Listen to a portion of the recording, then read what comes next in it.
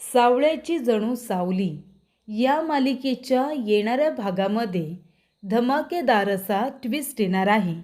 तर प्रेक्षकांनो, इथे जगन्नाथने 8 वर्षांपूर्वी घडलेल्या कारस्थानाचे पुरावे हे गोळा केलेले असतात आणि ते तिलोत्तमा आणि राजकुमार या सर्वांना दाखवलेले असतात.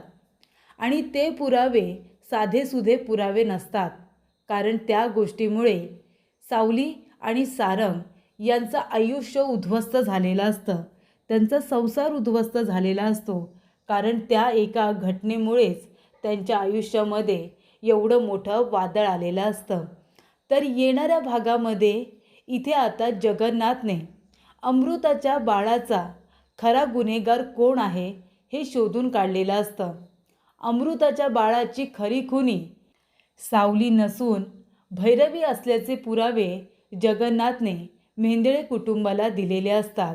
8 वर्षांपूर्वी सावलीला न केलेल्या गुन्ह्याची शिक्षा तिलोत्तमा आणि सारंग या दोघांनी दिलेली असते आणि त्यामुळे प्रेक्षकांनो, तब्बल 8 वर्षांनंतर जगन्नाथच्या समोर खरी गुन्हेगार भैरवी असल्याचं समोर आल्यानंतर त्यांनी ते पुरावे आता मेंदळे कुटुंबाच्या हर एक मेंबरच्या समोर दिलेले असतात आणि आपल्या मुलीला सावलीला निर्दोष सिद्ध केलेलं असतं.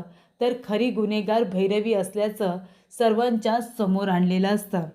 खरी गुन्हेगार भैरवी आहे हे समजताच इथे आता तिलोत्तमाने भैरवीचं थोबाड फोडलेलं असतं. तर त्याचबरोबर इथे आता खूप मोठा गैरसमज झाल्यामुळे राजकुमारला त्याच्या चुकीची जाणीव झालेली असते आणि राजकुमारने सर्वांदेखत सावलीचे पाय धरलेले असतात. तर प्रेक्षकांनो, येणाऱ्या भागामध्ये जगन्नाथने कशा पद्धतीने हे पुरावे गोळा केले आणि कशा पद्धतीने ते मेंदळे कुटुंबाला दाखवून भैरवीला गुन्हेगार सिद्ध केले हे आपण सविस्तरपणे बघूया.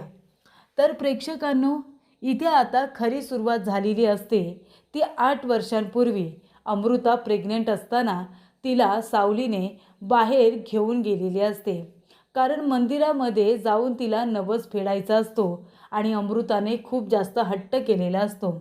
सावलीने नकार दिल्यानंतर अमृता तिला म्हणते की तू माझ्यासोबत नाही आलीस तर मी एकटी जाईल आणि मग मला काही झालं तरीसुद्धा चालेल. आणि तेव्हा प्रेक्षकांनो, ही गोष्ट सावलीला आवडत नाही आणि सावली तिला बहीण मानत असल्यामुळे सावली तिच्याबरोबर जायला तयार होते. आणि तेव्हाच प्रेक्षकांनो, रिक्षाचा खूप मोठा अपघात होतो आणि त्याच्यानंतर इथे सावलीचा जीव वाचवत असतानाच इथे अमृताचा जीव आता गेलेला असतो. तर प्रेक्षकांनो, या गोष्टी घडलेल्या असतात आणि त्याचा परिणाम असा झालेला असतो की अमृताचं बाळ गेल्यामुळे तिची स्मृती गेलेली असते आणि ती एका बाहुल्याला आपलं बाळ समजत असते. आणि त्यानंतर प्रेक्षकांनो, इथे आता अमृताची जी अवस्था झालेली असते त्याला जबाबदार इथे तिलोत्तमाने फक्त आणि फक्त सावलीला धरलेलं असतं की हे सगळं तुझ्यामुळे झालं आणि त्यानंतरच तिने माझं नातवंड गेलं, माझ्या सुनेची ही अवस्था झाली, तू खूप आगाऊ आहेस, माझं काही ऐकत नाही, नको नको ते आरोप सावलीवरती केलेले असतात.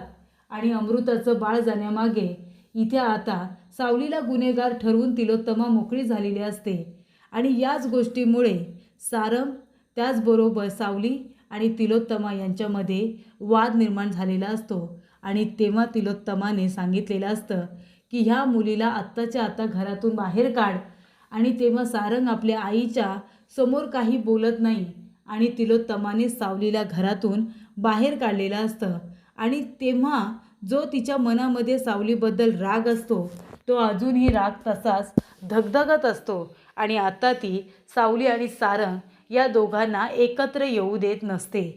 आणि त्यामुळे प्रेक्षकांनो, अजूनपर्यंत 8 वर्ष झाली तरी तिने सावलीला माफ केलेलं नाही आहे, उलट ती सावलीचा प्रचंड राग करत असते. पण प्रेक्षकांनो, ही गोष्ट आहे ना, ती आता जगन्नाथच्या मनाला सळत असते. जेव्हा सारंग आजारी पडतो, सावली तिथे जाते, सारंगची काळजी घेते, त्याला बरं करते आणि तरीसुद्धा तिलोत्तमा तिचा अपमान करते. ही गोष्ट जगन्नाथला सहन होत नाही आणि जगन्नाथ त्याच विचारांमध्ये असतो. आणि आता तर काय, तिलोत्तमाने भैरवीला बोलावलेलं असतं. कारण इथे सारंग फक्त सावली सावली करत असतो आणि आता सावली पुन्हा माझ्या घरात आणि सारंगच्या आयुष्यात परत येते की काय याची मला भीती वाटते असं ती म्हणते. आणि तेव्हा प्रेक्षकांनो, भैरवी म्हणते, तिलोत्तमा तू अजिबात काळजी करू नको, मी आहे ना, तुझी बेस्ट फ्रेंड. त्या सावलीला असा धडा शिकवते ना की ती तुमच्या सगळ्यांच्या आयुष्यातून कायमची दूर निघून जाईल. तुझ्या घराच्या आजूबाजूला फिरकताना सुद्धा ती 10 वेळा विचार करेल.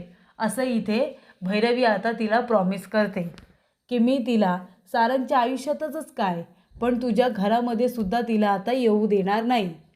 पण प्रेक्षकांनो, एक जगन्नाथला बाप म्हणून ह्या सगळ्या गोष्टी आता खटकत असतात आणि तेव्हाच तो म्हणत असतो की सत्य काय आहे ते शोधून काढलं पाहिजे.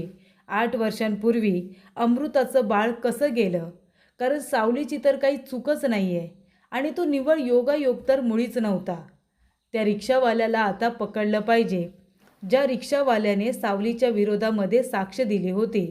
त्याला जर आपण पकडलं तर आणि तरच आपल्याला काहीतरी हिंट मिळू शकते, काहीतरी पुरावे मिळू शकतात.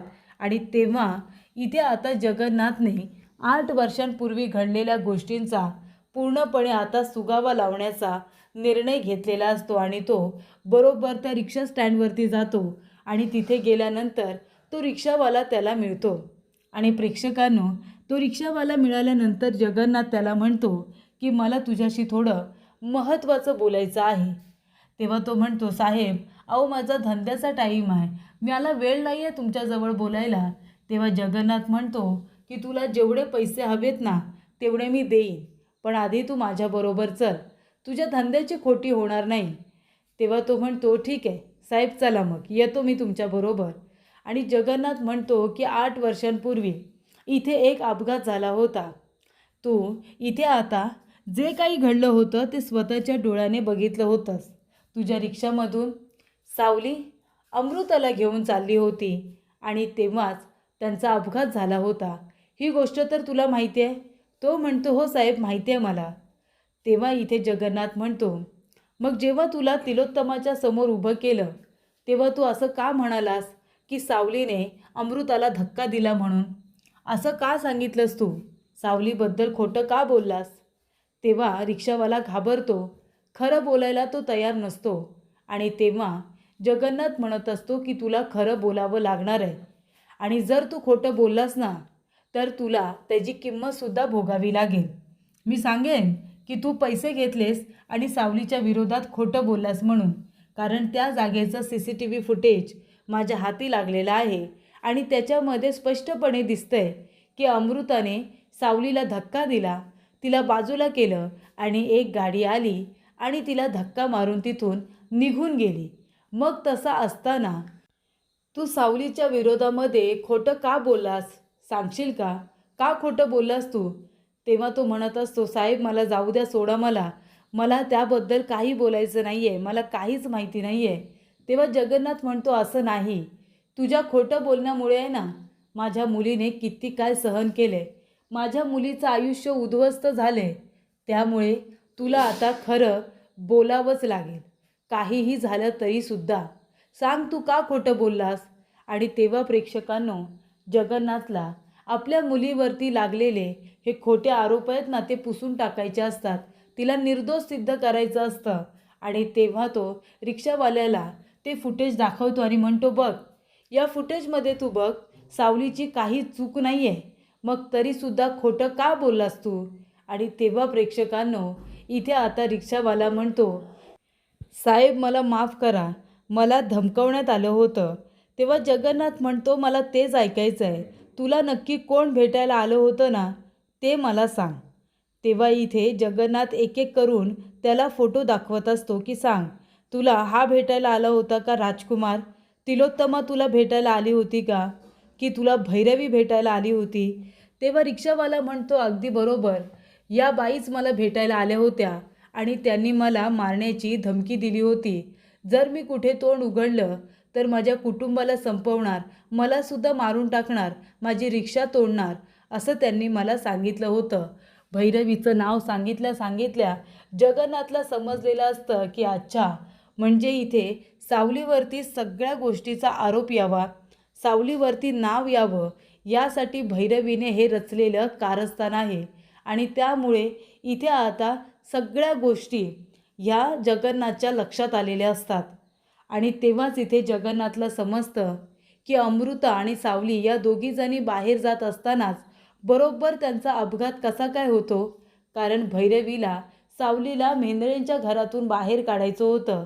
अमृताचं बाळ जाण्यामागे भैरवीचा हात आहे आणि त्याचा आरोप सावलीवरती आलेला आहे. या सगळ्या गोष्टी जगन्नाथच्या समोर स्पष्ट झालेल्या असतात.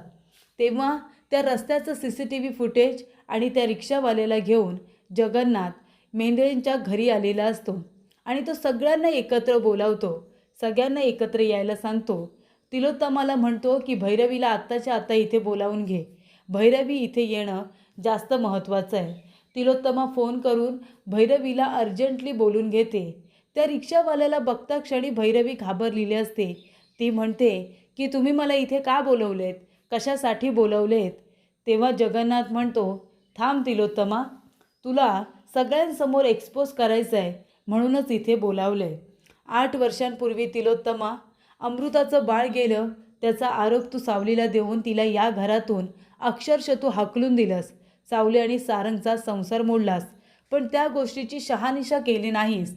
मनामध्ये सावलीबद्दल राग असल्यामुळे तिचं काही न ऐकून घेता तू या घरातून तिला हकलून दिलंस. पण आता सत्य तुझ्या समोर येणार आहे आणि तेव्हा CCTV फुटेज हे आता दाखवलं जातं.